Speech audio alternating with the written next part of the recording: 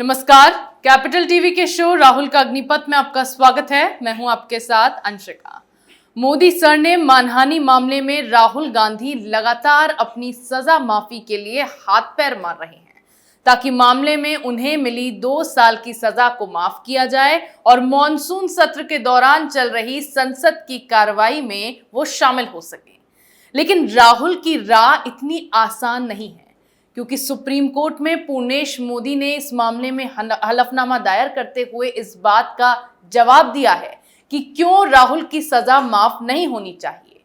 वहीं दूसरी तरफ राहुल गांधी ने भी सुप्रीम कोर्ट में हलफनामा दायर करते हुए उनकी सजा माफी के पीछे का कारण बताया है।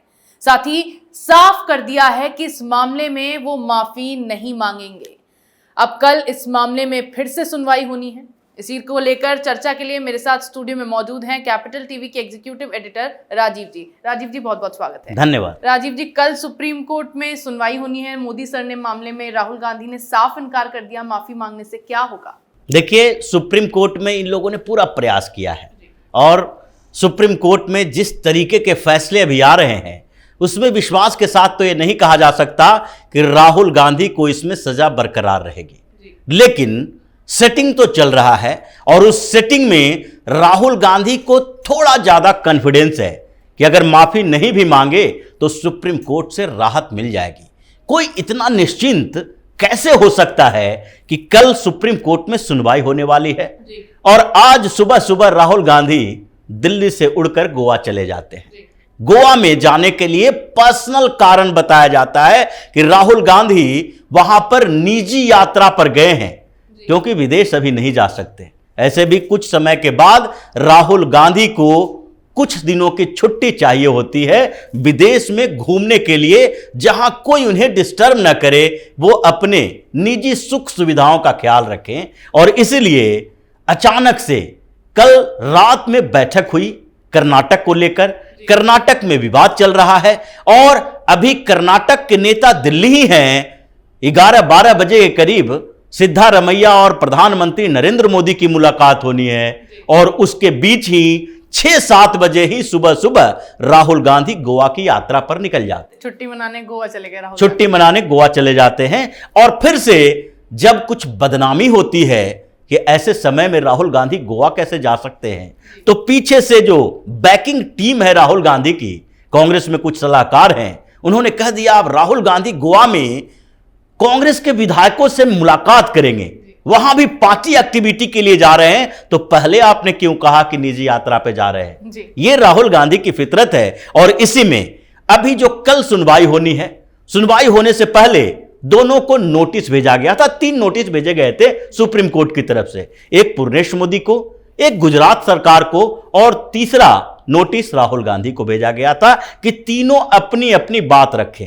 पूर्णेश मोदी ने अपनी बात रखी कि राहुल गांधी का ईगो, अहंकार उनके ऊपर इतना हावी है कि वो मजिस्ट्रेट कोर्ट से लेकर हाई कोर्ट तक एक ही राग अलाप रहे हैं कि उन्होंने कुछ गलत किया ही नहीं है, गलती उनसे नहीं हुई है। जबकि ये मानहानि का मामला है, इसमें गलती तो स्वीकार करनी चाहिए। आप बार बार इस बात का जिक्र कर रहे हो कि एक व्हाट्सएप मैसेज पर केस हो गया है, तो क्या आप मानते हो कि आपने वो बातें नहीं कही? कोलार की रैली में जो रिकॉर्डेड है, जहां पर आप भाषण दे रहे थे, वहां पर आपने वो पूरा सेंटेंस बोला है जिसका जिक्र किया गया मजिस्ट्रेट कोर्ट में, जहां पर आपके खिलाफ फैसला आया, 2 साल की सजा हुई। लेकिन फिर भी राहुल गांधी बार बार कह रहे हैं कि उन्होंने कुछ गलत नहीं किया। अब उन्होंने माफी मांगने से भी साफ इनकार कर दिया, तो क्या इससे सुप्रीम कोर्ट में उनकी मुश्किलें बढ़ सकती हैं? मुश्किल तो बढ़नी ही चाहिए, क्योंकि जो मामला यहां तक आया है उसमें सबसे बड़ा सवाल यही रहा कि राहुल गांधी महसूस करते हैं या नहीं।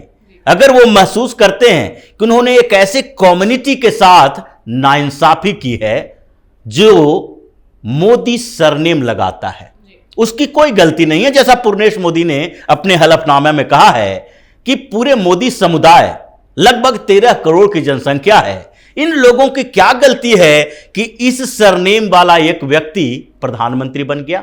और उस प्रधानमंत्री से राहुल गांधी नफरत करते हैं, इस हद तक नफरत करते हैं कि उस पूरे कम्युनिटी के प्रति इनके दिमाग में घृणा है।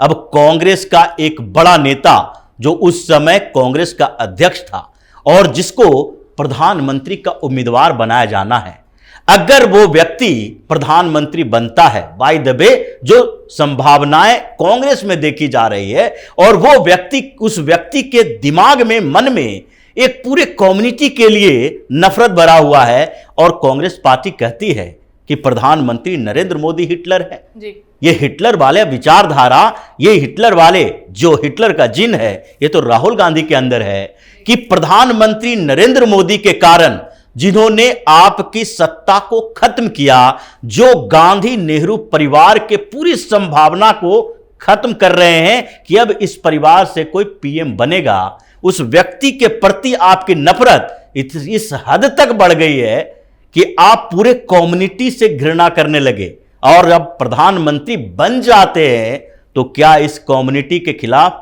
कोई ऐसा काम करेंगे, इससे बदला लेंगे, जैसे यहूदियों के खिलाफ हिटलर ने जर्मनी में किया, और जहां जहां सेकेंड वर्ल्ड वॉर के समय उसने आक्रमण किया, यहूदियों के साथ जो किया। यह नफरत की भावना थी हिटलर के अंदर यहूदी समुदाय के लिए। वही भावना तो आपके अंदर दिखाई पड़ रही है मोदी समुदाय के लिए, जो मोदी सरनेम रखते हैं। उनको आपने चोर नहीं कहा, बल्कि आपके घृणा का पराकाष्ठा है ये पूर्णेश मोदी ने अपने जो हलफनामा है उसमें दिया है। अब राहुल गांधी ने उसके बाद लिखा, जब ये खबर आ गई और उनके हलफनामे को इनके वकील ने देखा, पढ़ा, उसके बाद लिखा कि हमने माफी ना मांगी इसलिए हमें अहंकारी कहा जा रहा है। अहंकार तो वही होता है, ये सनातन परंपरा है, हिंदू धर्म की भी परंपरा है कि अगर गलती हुई है या ना हुई है, अगर माफी मांग लेने से सामने वाला संतुष्ट हो जाता है तो इससे बेहतर चीज कुछ नहीं हो सकता, माफी मांग लेनी चाहिए। लेकिन राजीव जी, इन सब में मेरा आपसे एक सवाल है कि अगर मान लीजिए सुप्रीम कोर्ट में राहुल गांधी की सजा को माफ कर दिया जाता है, उनसे माफी भी नहीं मंगवाई जाती है, तो क्या सुप्रीम कोर्ट का ये फैसला बढ़ावा देने वाला नहीं होगा? क्योंकि उसके बाद तो कोई भी इस तरह की इंसल्टिंग बयानबाजी करेगा, फिर उस पर मानहानि का केस होगा, वो सोचेगा कि सुप्रीम कोर्ट जाएंगे, उसके बाद उसको वहां पर उसकी सजा माफ कर दी जाएगी और आगे उसके साथ कोई कुछ नहीं होगा। क्योंकि अशोक गहलोत ने भी हाल में मानहानि के मामले में ही इसी तरह की बयानबाजी की कि वो माफी नहीं मांगेंगे, जो शेखावत मानहानि मामला अशोक गहलोत पर चल रहा था। देखिए, गजेंद्र शेखावत के मामले में भी यही है, अशोक गहलोत कांग्रेस की उसी परंपरा में है जो राहुल गांधी सेट कर रहे हैं। तो बात तो यह है कि सुप्रीम कोर्ट के इंटेंशन पर सवाल उठने लगा है।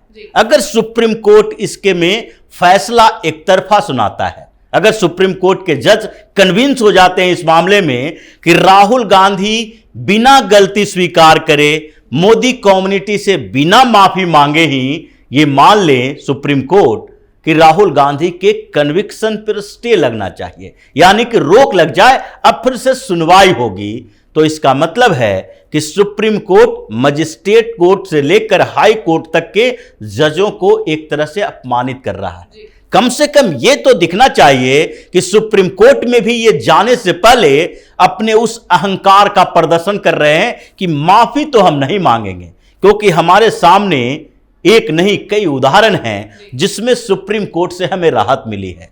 सुप्रीम कोर्ट में आजकल हो यही रहा है। इसीलिए जब ज्ञानवापी का मामला आता है, एएसआई का सर्वे शुरू होता है और तत्काल 2 घंटे के अंदर सुप्रीम कोर्ट में फटाफट सुनवाई होती है, उस पर रोक लग जाता है, जबकि हाई कोर्ट वही एएसआई के सर्वे की इजाजत दे देता है। ऐसे ही मणिपुर का मामला आता है, तुरंत सुप्रीम कोर्ट पहुंचो, सुप्रीम कोर्ट अलग अलग टिप्पणियां करने लगता है कि कैसे वहां के डीजीपी ने लॉ एंड ऑर्डर को मेंटेन करने से कम मना कर दिया या फिर उनकी सहायता कर रहे हैं। ये सारे के सारे ऐसे मामले हैं, चाहे तिस्ता सितलवाड़ का हो, पवन खेड़ा का हो, या फिर गोंजाल्विस का हो, फरेरा का हो, जो कि भीमा कोरेगांव मामले में पीएम मोदी की हत्या की साजिश रचने वाले लोग थे।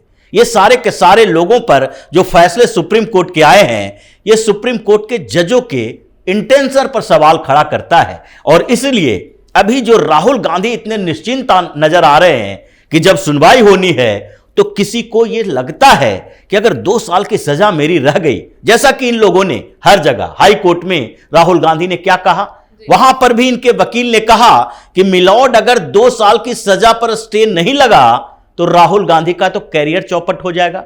राहुल गांधी अभी सांसद नहीं है क्योंकि उनकी सांसदी चली गई है, इसी मामले में डिस्क्वालीफाई हो चुके हैं। अगर 2 साल की सजा बरकरार रहती है, इनको 2 साल जेल में रहना पड़ेगा।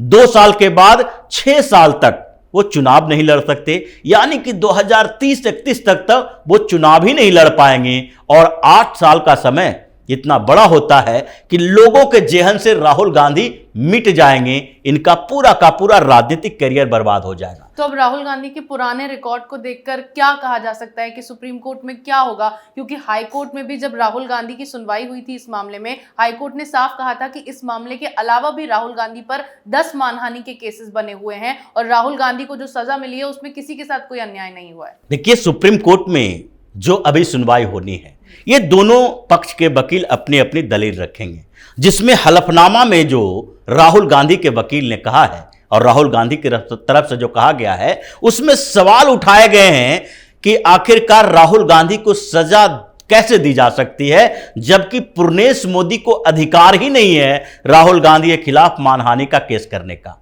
राहुल गांधी ने पूर्णेश मोदी का नाम नहीं लिया था, बल्कि मोदी शब्द का उपयोग किया था, उसमें पूर्णेश मोदी भी एक हो सकते हैं। लेकिन राहुल गांधी के सामने पूर्णेश मोदी नहीं थे। पूर्णेश मोदी को एक व्हाट्सएप मिला और एएनआई की वो कटिंग थी जिसके आधार पर इन्होंने केस दायर किया। उसके बाद इन्वेस्टिगेशन शुरू हुआ। मतलब इनका पहला जो मामला है कि पूर्णेश मोदी अधिकारी ही नहीं है मानहानि का केस करने का, यह मामला मजिस्ट्रेट कोर्ट से लेकर हाई कोर्ट तक में खारिज हो चुका है। दूसरी बात यह है कि ये बार बार कहते हैं कि जो सजा मैक्सिमम पनिशमेंट दी गई है वो एक इंटेंशन के तहत दी गई है, जबकि हाई कोर्ट तक में यह बात जब उठी तो यह कहा गया कि मैक्सिमम पनिशमेंट इसलिए दी गई है क्योंकि आप ऐसे सामान्य व्यक्ति नहीं हैं, आपका उदाहरण दिया जाता है, आप असामान्य व्यक्ति हैं। वह देश की सबसे पुरानी पार्टी के नेता रहे, उस समय आप कांग्रेस के अध्यक्ष थे, करोड़ों में कांग्रेस के कार्यकर्ता, नेता, फॉलोअर्स हैं, और आप जब कोई शब्द का बोलते हैं, किसी के बारे में बोलते हैं, तो लोगों के जेहन में आता है कि इसको उदाहरण दिया जाए। और ये सोशल मीडिया पर भी चला और दूसरे कांग्रेस के नेताओं ने भी इसका जिक्र किया कि सारे मोदी सरनेम वाले लोग चोर हैं। तो इसका मतलब आपकी जितनी बड़ी जिम्मेदारी उतनी बड़ी सजा, ये प्रावधान होता है। सामान्य लोग और विशेष लोगों में अंतर होता है मानहानि के मामले में। इसलिए जब सुप्रीम कोर्ट में सुनवाई होगी तत्काल फैसला तो नहीं होना है, लेकिन दोनों पक्ष में जो बातें सामने आई है उसमें अगर हाई कोर्ट के आदेश और हाई कोर्ट के फैसले में जो बातें उठाई गई, 4-5 ऐसे मामले थे जिसको लेकर हाई कोर्ट ने कड़ी टिप्पणी की कि आप सुधरने का नाम नहीं ले रहे, आपके ऊपर केस दर्ज हुआ, उसके बाद भी आप लंदन में जाकर वीर सावरकर का अपमान किया, उसके खिलाफ भी आपके ऊपर मानहानि का मामला दर्ज है। आपने संघ के खिलाफ ऐसे ही बयान दिए, महात्मा गांधी के बयान पर आपने ऐसा ही कुछ कहा नाथूराम गोडसे को लेकर, जिससे मानहानि का केस है। मतलब आपके ऊपर 10 से ज्यादा मानहानि के मामले चल रहे हैं। तो आप कब रुकेंगे? तब रुकेंगे जबकि आपको यह भरोसा होगा कि अगली बार हम बोले तो फिर से सजा होगी, यानी आपके लिए सजा जरूरी है। और अगर सुप्रीम कोर्ट में यह समझ में नहीं आता है, जज अगर इस बात से इंप्रेस होकर कि राहुल गांधी को सजा देने का मतलब है कि जैसे विपक्षी पार्टियां कहती है कि न्याय जैसे लोकतंत्र की हत्या हो जाएगी, अगर जजों के दिमाग में यही शब्द रहता है कि राहुल गांधी को सजा मतलब लोकतंत्र की हत्या, न्याय की हत्या, तो फिर वो किसी की नहीं सुनेंगे, दलीलों से कोई मतलब नहीं है, सीधे इस पर स्टे लगा देंगे। लेकिन अगर इन लोगों को निष्पक्षता दिखेगी तो फिर राहुल गांधी की सजा बरकरार रहेगी। जी बिल्कुल, मोदी सर ने मानहानि मामले में राहुल के साथ जो कुछ हुआ और आज जो हो रहा है, फिर चाहे वो 2 साल की सजा हो, सांसदी गंवाना हो, सब कुछ राहुल के अहंकार की वजह से ही हो रहा है।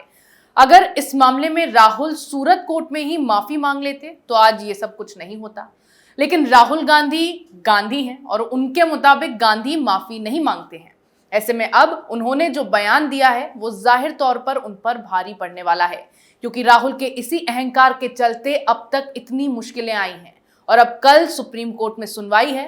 ऐसे में अगर राहुल ने वहां भी माफी नहीं मांगी तो सुप्रीम कोर्ट में भी राहुल को झटका लगने की संभावना जताई जा रही है। इस विषय पर चर्चा का आपका बहुत बहुत धन्यवाद। धन्यवाद। राहुल का अग्निपथ में मेरे साथ फिलहाल इतना ही। अगर आपको हमारा ये वीडियो पसंद आया हो तो इसे लाइक करें, शेयर करें, कमेंट करें, साथ ही हमारे चैनल को सब्सक्राइब करना ना भूलें।